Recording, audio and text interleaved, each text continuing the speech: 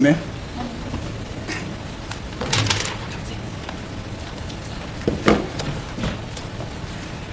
we ended off yesterday where you said pattern matching which is preferred in South Africa is more of a qualitative nature than of a quantitative nature, not so?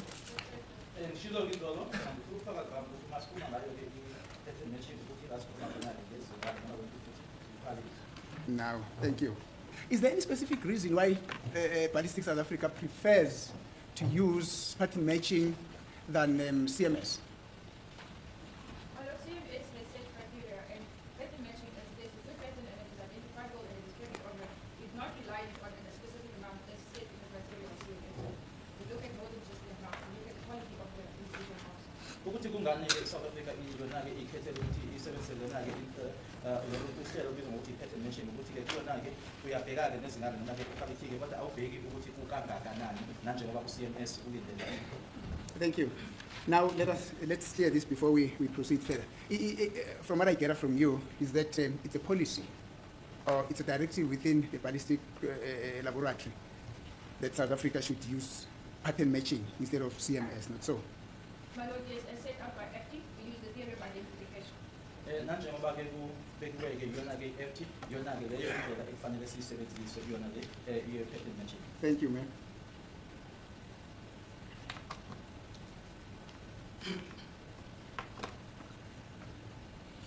Now,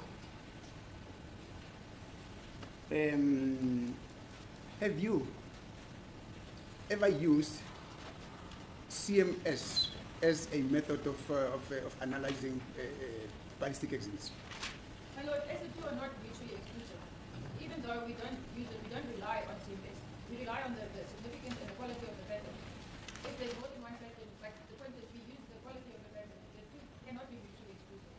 Lezi mbili ke akwazi ke ukuthi ke noma ke singakodwa ngoba ke thina esibhekayo ke ukuthi ke buka ngakanani noma ke iquality noma izinga ke lokho esikutholayo kunokuthi sibheke ke ukuthi ke inamba yakhona lokho kubizwa ngokuthi ke quantity. I just don't rely on CMS to make the same identification. Asiyona ke into mina enginika kuyona ke ukuthi ke ngifinyelele kwesinqumo. Thank you, ma'am. That I understand, but my question is, have you ever used CMS as a method of analysis? No, my Lord, not individually. Mina ke ngokwami nje angaze ngiyisebenzise yona ke iCMS. Thank you.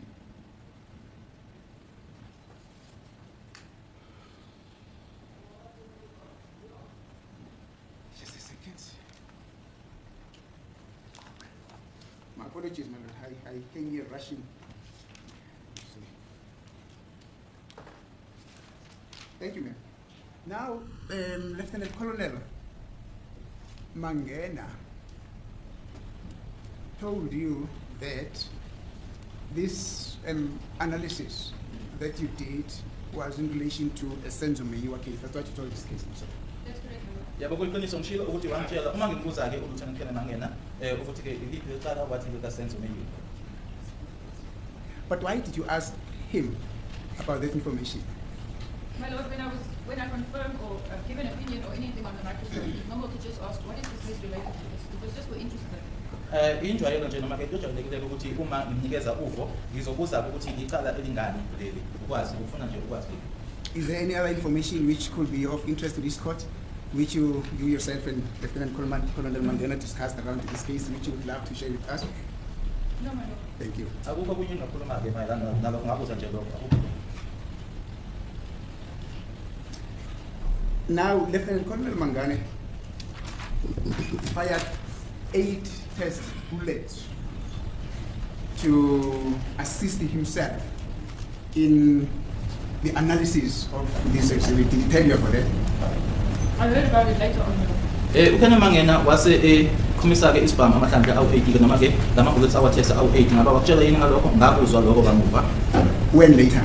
Later when we were discussing things in the office. Kamuva ke uma sasesixoxa ke manje ngezinto ke ehhovisi. And did he tell you the reason why he had to fire 8 bullets? To the best of my understanding, my Lord, it is because he did not know the manufacturer of the specific bullet. Therefore, he fired several tests from different manufacturers in order to get the best possible same material. Ngikwazi kwami-ke noma ukukhumbula kwami-ke isizathu sokuthi-ke kumhleke isibhamu lawo mahlandla 8 noma 7 lawo ama-test bullet awu-8 kungoba wayengazi-ke ukuthi leyo bullet leyo-ke iluphi uhlobo noma eyenziwe kuphi-ke kwangako afanele ukuthi adubuleke ahlukahlukene azothola ukuthi iyiphi noma yini mhlawumbe yenziwe kuphi. Now when you say to the best of your knowledge, is that out of your own knowledge or is that something that you got from him? I got it from him, my lord. Into leyo engayizwa kuyena noma engayithola kuyena. Thank you. Now, he only told you that he had to fire 8 bullets because he did not know the material from which the bullets were made, and then he wanted to fire test bullets which were made of materials of a different nature in order to come nearer to the same bullet. Do I understand you right? That's correct, my lord. Thank you. Yebo ngoba-ke wayengazi ukuthi-ke inhlamvu eyenziwe kuphi noma-ke yaluphi-ke uhlobo kwakufanele-ke adubule ama-test bullets ahlukahlukene. Beyond that, is there anything that he told you about these bullets? No, my lord. Ngale kwalokho akukho okunye angitshela kona-ke ngale inhlamvu. Now, Lieutenant Colonel Mandela, don't be Scott. Okay, before we get there, and I'm going to request you to remind me about this point. Now, when you analyze these bullets, these test bullets, is there anything very specifically, ballistically, that you found under the microscope which you would love to bring to the attention of this court as to the nature of the bullets and stuff like that? Those which you analyzed? My lord, it was 4 years ago and I can't recall exactly any specific marks. I just gave an opinion. I made no record of anything I saw. Iminyaka emine-ke eyadlula-ke ngakwenza-ke lokhu akunama-marks athize-ke engathi-ke ngiyawakhumbula-ke manje futhi akukho engakubhala phansi okwami kwakunginikeza nje ngofo. So, that is how you apply to scientific method of analyzing this bullet. You never wrote anything down. You kept everything in your head. And 4 years down the line, you've forgotten what you saw on the 20th, or on the 22nd of July 2020. Is that the case? My lord, when I mean I forget, I cannot recall whether I made the identification on a specific spot, on the land, on a specific spot, on the road. Not the fact that I couldn't remember anything about the identification. Akusuke ukuthi-ke akukho nje engikukhumbulayo ukuthi nje angeke ngisho ukuthi yini kahle kahle-ke eyangenza-ke ukuthi kube yiyona-ke engikhomba ngayo noma-ke engi-identify ngayo noma kwakuyimark ethize. Thank you, ma'am. So you basically come here to tell the court that 4 years ago you did an analysis, you never wrote anything down, and 4 years down the line you had forgotten what you saw on those bullets. My lord, as I mentioned, I didn't forget that I made a positive identification. I just cannot recall to which exact marks I used to make my identification. Normally, if the verifier will note down whether it's a room or a land or a specific area, as I was only asked for opinion, I did not need to write it down. Engishoyo ukuthi mina ngikhohliwe ukuthi yebo khona-ke ngakusho noma-ke khona isinqumo engafike kusona-ke engishoyo ukuthi nje angikhumbuleki ukuthi imarket thizeni lena-ke ekwaba yona eyabambela ukuthi-ke ngifinyelele kulesi sinqumo engafike kusona kodwa-ke ukhona-ke lo yena-ke lo babiza ngokuthi-ke uverifier uyena-ke obhala phansi-ke ozosho ukuthi kwakuyi-groove noma kwakuyini mina okwami kwakukunikeza nje ngoko kuphela. Thank you. Now, Mr. Mangena told this court that the reason why he had to fire 8 bullets on top of the 2 that Warrant Officer Rudolph worked on, it is because he could not get the necessary mark. In other words, the transfer of the mark from the tool to the bullet was of a very poor quality. So he had to keep on firing up until such time that he could compare all bullets and take out the one that he, according to himself, he could work on because it had better marks. That is what he told this court. Do you follow? Ukhena Mangena-ke watshela le nkantolo ukuthi yena-ke isizathu sokuthi-ke ngaphezu kwala mabhulethi amabili-ke awadubula ukuthi-ke aze adubule-ke awu-8 kwakungoba-ke ukuthi-ke ama-mark ayengatholakali kahle-ke abuya kusona-ke isibhamu andluliselwa kuyona inhlamvu kwakungakho-ke kufanele andlulisele ukuze atholeke ekuyiyona yona.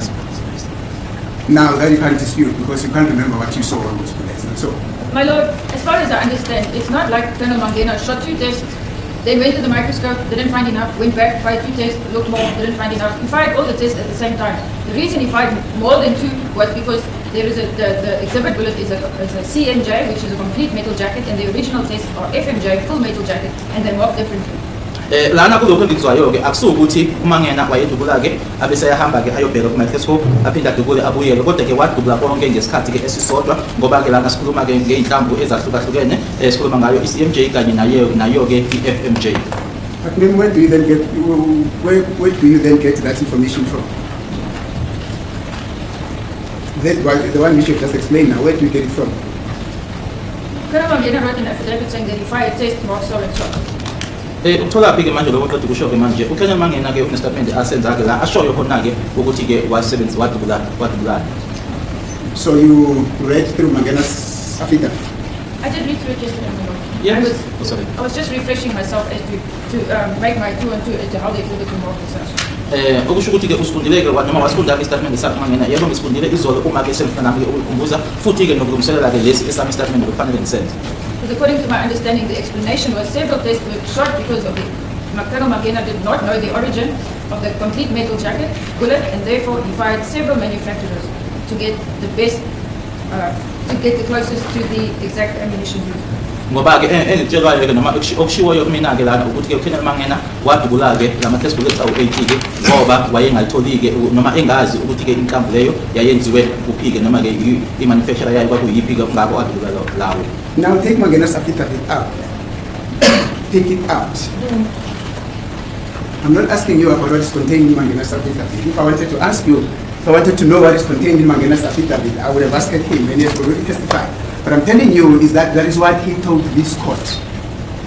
So if you had not had sight of his affidavit, you would not have disputed what he told this court, not so. And therefore can't comment on that matter.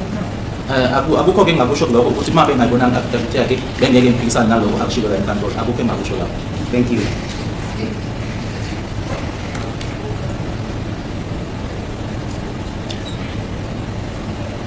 And further on, when he was explaining his results as to how he actually came to the conclusion that indeed the same bullet was fired from the alleged firearm, he told this court that he identified that in one of the bullets there was something peculiar with the bullet. Did you note anything peculiar in one of the bullets? I don't know which bullet necessarily. Bullet number 9. Sorry? Bullet number 9. I can't recall, my lord. As I said, I can't recall the exact marks that I saw. Okunye futhi akushilo-ke ukuthi-ke kwakunale nhlamvu njena-ke inhlamvu-ke number 9 ukuthi kwakunento njengayo ngabe uyakhumbula yini wena-ke kunenhlamvu okhona nje okodwa nje wakhona nanjengoba ngisho-ke ukuthi-ke angikhumbulile. Let me tell you what he told this court. He told this court that bullet number 9, although according to him he was able to find some striations here and there, but the nature of the bullet was such that these striations were not evenly transferred throughout the bullet because of the nature of the bullet. It had a ditch,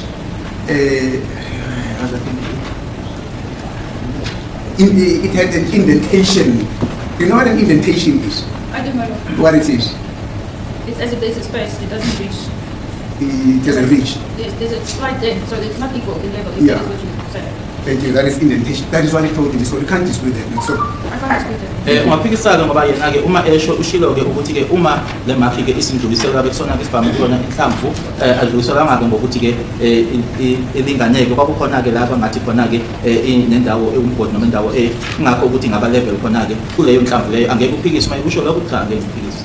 I would have thought, ma'am, that as an expert who dared to make these things under microscope, these are all the features that we have been able to identify as an expert, of course. That is what I would have thought and expected from an expert, but nonetheless, let us proceed. Now, you're saying Forensic Science Laboratory, South Africa, limits itself to the usage of pattern matching because it is qualitative and not quantitative. That's a bold statement that you made before court. Not so. My lord, I did not say they limit themselves. I said we use pattern matching. Yes. Engikushilo mina ukuthi la eSouth Africa-ke akuthi nje siphela khona-ke kodwa sisebenzisa le nhlobo-ke ebizwa ngokuthi-ke i-pattern matching. Thank you. And that you had limited yourself to a usage of pattern matching because of its qualitative nature. I did not limit myself. I prefer pattern matching as it is prescribed by FD and the South African Police Service as the method we are using. Mina-ke ngikhetha yona ukuthi ngisebenzise yona-ke nanjengoba kuyiyona-ke esetshenziswayo-ke eSouth Africa. Now, Mr. Mangena used CMS as a method of comparison. That is what he did. You're probably aware of that fact. No, my lord, I'm not aware of that fact. Angikwazi ke lokho ukuthi uMangena yena wasebenzisa i-CMS. He used CMS. CMS basically has got to do with striations. So, Pattern matching and CMS both have to do with striations. Zombili ke i-CMS kanye nayo ke pattern matching zombili ke zisebenza ngawo ke lokho okubizwa ngokuthi ama-striations. I'm talking CMS, not pattern matching. CMS. CMS has to do with striations. Yebo i-CMS yona ke inokwenza nawo ama-striations. Now, he came to court, man, already having prepared a chart on how he was able to identify those striations and the methodologies that he used to identify those striations. This is just by way of a background. Do you follow? I find that. Oh, thank you. Have you ever attended the CMS course? I attended the CMS workshop, my lord. I wouldn't refer to it as a course. Kune-workshop ke yayo i-CMS engake ngaya kuyona angeke ngiyibize ukuthi kwakuyi-course. When was that? I can't recall the exact year or date. Angikukhumbule ke unyaka. It was the same one Mr. Pickett said. Iyona lena Mr. Peter ayeye kuyona. That was in 2012. Okay, then it was 2012. Makubeke u-2012 ke. That's almost 12 years ago. And after having attended that course, did you ever use CMS as a method of comparison? My lord, CMS is a quantitative method of describing an observed pattern. Right. I did not use CMS exclusively, no. Mina ke i-CMS ke uhlobo nje olodwa lokuthi ke ubheke noma ke utholeke kodwa mina ke i-CMS angaze ngiyisebenzise cha. But my question is very clear. After having attended this course, this what did you call it now? Workshop. Workshop, yes. After having attended this workshop, did you then thereafter ever use CMS as a method of comparison? My lord, as I explained, pattern matching and CMS are not mutually exclusive. Even before I attended the course, one would still look, I have a pattern here, I have a pattern there. We don't count the lines, the specific amount of IDs we have. Nangaphambi kokuthi ke ngiyeke kuyona ke workshop nalapho ke sasingabhekile noma sibale ke ukuthi ke imigqa etholakalayo ukuthola imigqa emingaki ke kodwa ke wabheka ke lokhu sikubiza ngokuthi ke ihamba kanjani noma ke lokhu kubizwa ngokuthi phecelezi i-pattern. What does CMS stand for? Consecutive matching style. Izokho okuchazwa noma uyena ke u-CMS lowo uma ke ngama-strial lana ke ama ngokulandelelana ke noma ke consecutive matching strial. You are saying your trade is based on training and it's also based on experience. So, That's correct.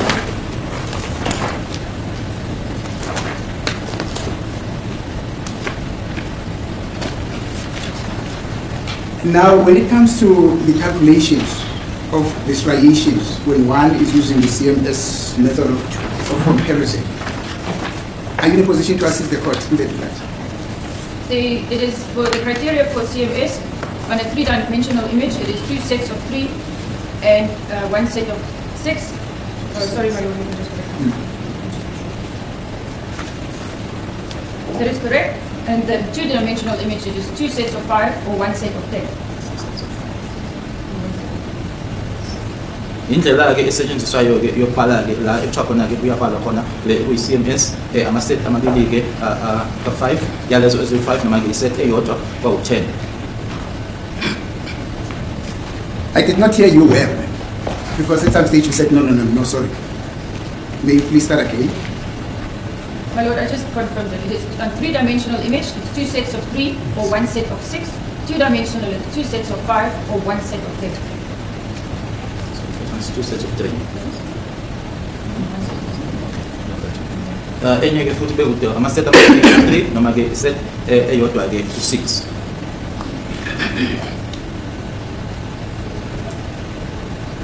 Now, the counting of the striations. How should the striations be counted when one prefers to use the CMS method?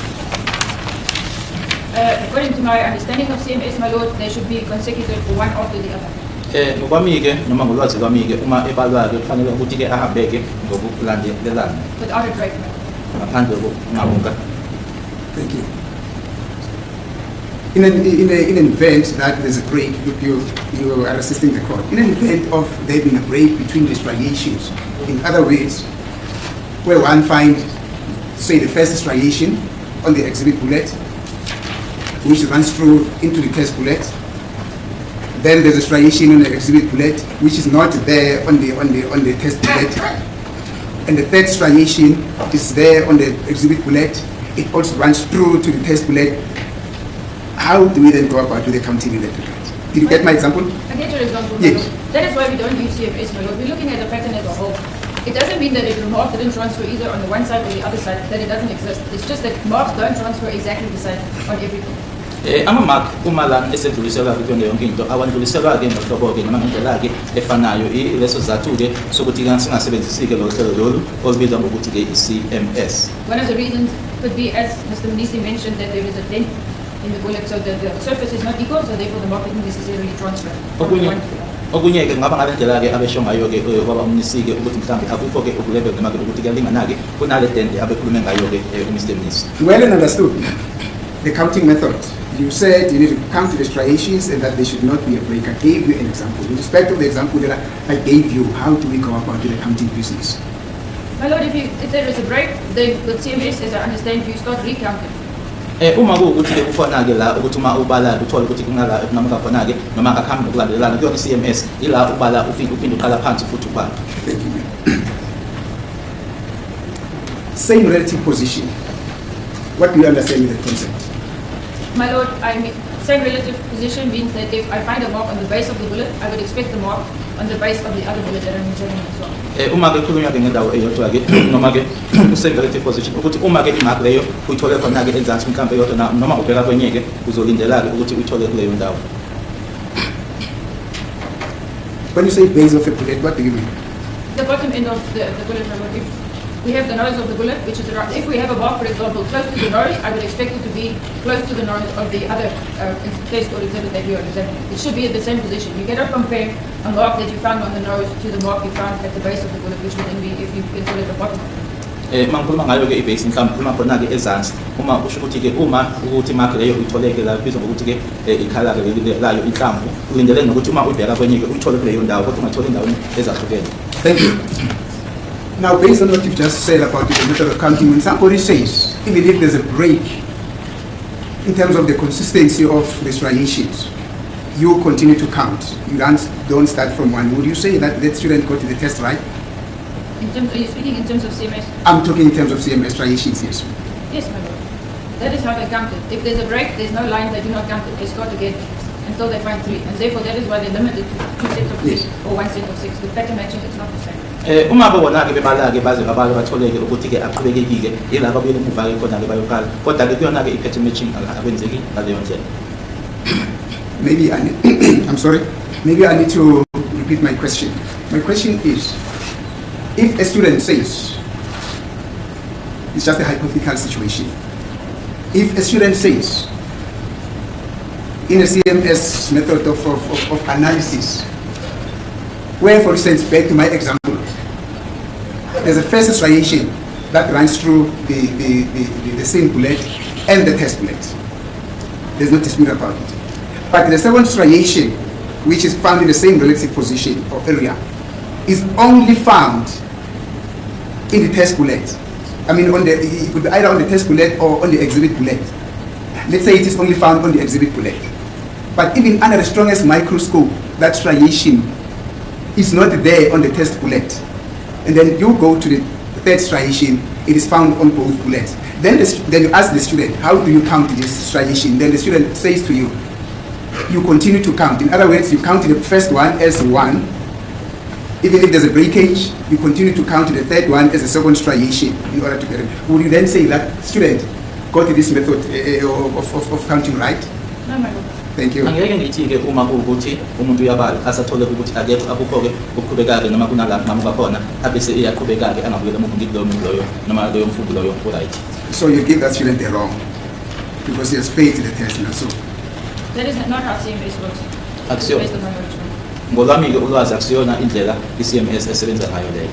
No, but let us talk about this student. We're not done with this hypothetical situation. I'm asking you give that student the wrong because he would have failed in that answer, not so. Yes. Thank you. Yebo ngizothi-ke loyo mfundi loyo-ke leyo mpendulo leyo akayitholanga kahle. You're probably wondering who that student is. No, I won't tell you who that student is. It's for me to argue at the end of the case, not so. Thank you.